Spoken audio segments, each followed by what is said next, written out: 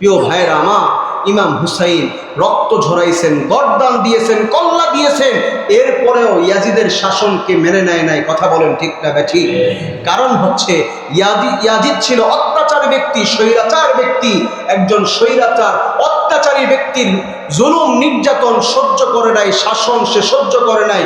তিনি একটা শিক্ষা, একটা মেসেজ, একটা উপমা আমাদেরকে দিয়া গেছেন। হ্যাঁ মুসলমানের বাচ্চারা, যতদিন পর্যন্ত শরীরের মধ্যে রক্ত থাকবে কখনো জালেমের জুলুমের শিকার হতে পারো, তবে জালেমের নেতৃত্ব মেনে নেওয়া যাবে না। কথা বলেন ঠিক না বেঠিক?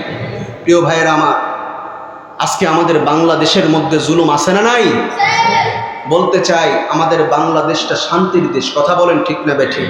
আমাদের এই দেশটা তো পীর বুজুর্গ আউলিয়াদের দেশ। আমাদের এই দেশের মধ্যে আমরা রক্তপাত চাই না, হানাহানি মারামারি চাই না। আমরা একটা মেসেজ দিতে চাই, আমরা সাধারণ মুসলমান, আমরা সুন্দর একটা পরিবেশ চাই। সেটা হচ্ছে আমাদের অধিকারের পরিবেশ। কথা বলেন ঠিক না বেঠিক? আমরা আমাদের অধিকার চাই। এদেশের সূর্য সন্তানরা, ঢাকা ভার্সিটির ছাত্ররা অধিকার চেয়েছিল।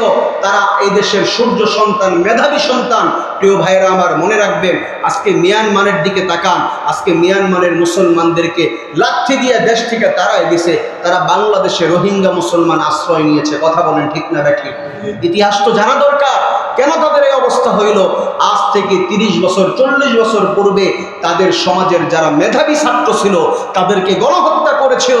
গণহত্যা করার কারণে মেধাবী মানুষগুলা যখন ইন্তেকাল করেছে 30 বছর পরে, এরপরে মানুষগুলাকে একটা লাঠি মেরে ফোরা এরকম নাফ নদী পাড়ি দিয়ে বাংলাদেশে পাঠিয়ে দিছে। কথা বলেন ঠিক না বেঠিক?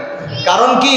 যখন একটা দেশের মধ্যে মেধাহীন তৈরি হয়ে যায়, মেধা যখন না থাকে, শিক্ষিত জাতি যখন না থাকে, তখন ওই দেশের উপর জুলুম করা অনেক সহজ হয়ে যায়। কথা বলেন ঠিক না বেঠিক? আজকে আমরা তো বুঝতেছি না, আমরা আমাদের দেশের শত্রু না। আমাদের দেশে কেউ আমাদের শত্রু না, সরকার দলীয় হোক, বিরোধী দলীয় হোক, কেউ শত্রু না।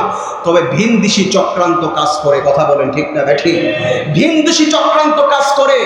আজকে তারা চায় বাংলাদেশের অস্তিত্ব বিলীন করতে। হে বাংলাদেশের যুবক ভাইয়েরা, প্রস্তুতি গ্রহণ করো, মেধাকে প্রস্তুতি গ্রহণ করো।